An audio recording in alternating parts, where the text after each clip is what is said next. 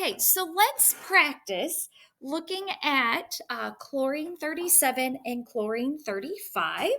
And chlorine 37 is one of the isotopes of chlorine. Chlorine 35 is the actual element or isotope of that element that appears on the periodic table. So if you go to your periodic table, the atomic number for chlorine 35 is going to be 17. So that means that there will be 17 protons for both chlorine 37 and chlorine 35 because they both share the same atomic number. Since we didn't give this a charge, remember, this is a dash or a hyphen. There are 17 electrons. Now, to find your number of neutrons, we're going to use the mass that's given for each isotope. So for chlorine 37, we'll use the mass 37. So we'll do 37 minus 17. And that is going to give us 20 neutrons for chlorine 37. To find our number of neutrons for chlorine 35, we're going to use the mass 35 minus the atomic number, which is 17. And that's going to give us 18 neutrons. So as you can see, your protons and your electrons stay the same with both of the isotopes. What's different will be the masses, and what causes your difference in your mass is your number of neutrons.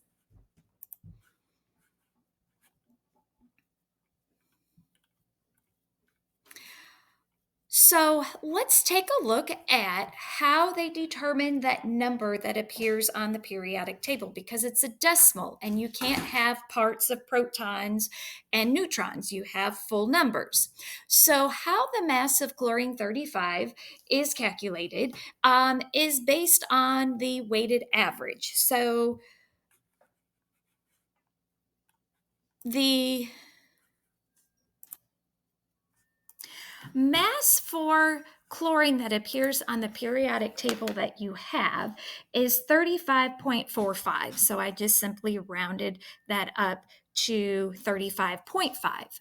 So chlorine has two isotopes. So 75% of the time, you have the chance of occurring or being around the isotope of chlorine that has the mass of 35, which has the greatest probability. 25% of the time, you have the chance of being around, or the probability of being around, chlorine that has a mass of 37. So the weighted average is determined like this. The 2% that you're given here, this is what's referred to as percent abundance. And the lab that you're going to do Friday, they call that relative abundance. It's a fraction, but I change it over to percent, and I make sure to address that in the video. So to change these to a decimal, we're just going to simply change 75 to 0.75.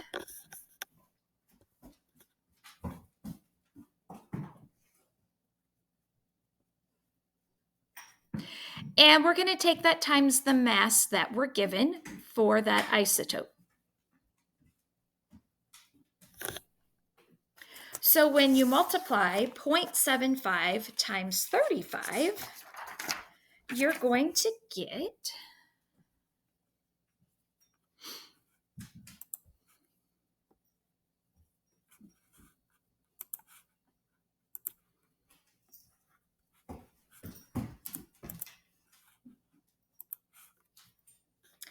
26.25.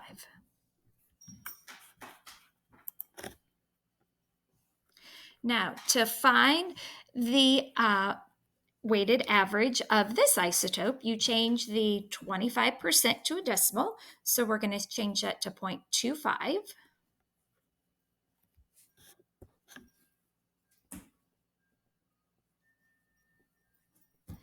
Times the mass of the isotope, which is 37. And that is going to come out to be 9.25. Then you're going to add those two masses together to get your weighted average. So 26.25 plus 9.25, and you get 35.50. And that would be AMUs.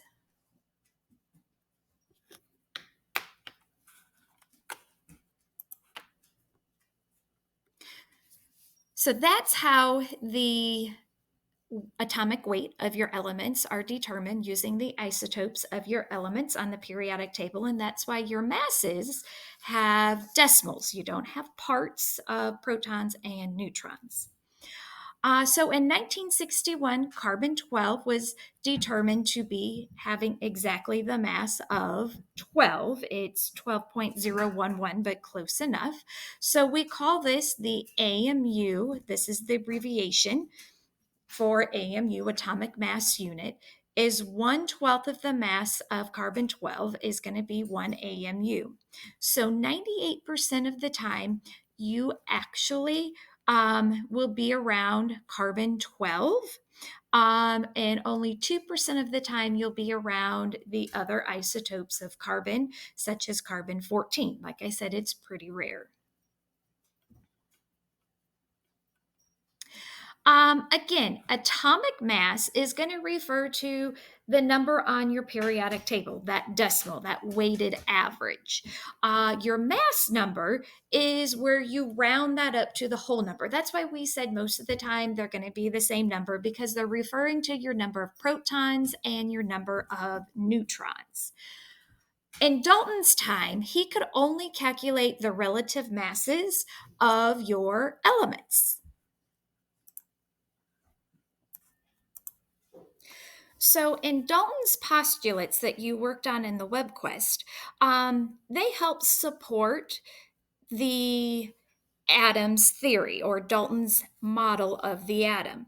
And when Dalton looked and described your atoms, how he determined they were different was based on their size and their mass. And he used hydrogen's mass, because hydrogen had the mass of 1, to determine the mass of the elements. Now remember, in Dalton's time, there weren't that many elements that had been discovered that made up as many of the elements that make up our periodic table today. So he used hydrogen, knowing that hydrogen had the mass of 1.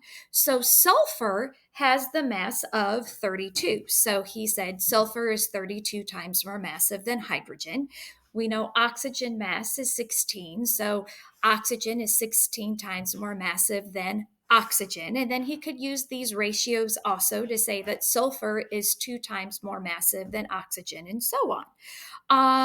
So that's kind of part of how Dalton determined the differences of your atoms, even though they didn't have electrons, protons, and neutrons.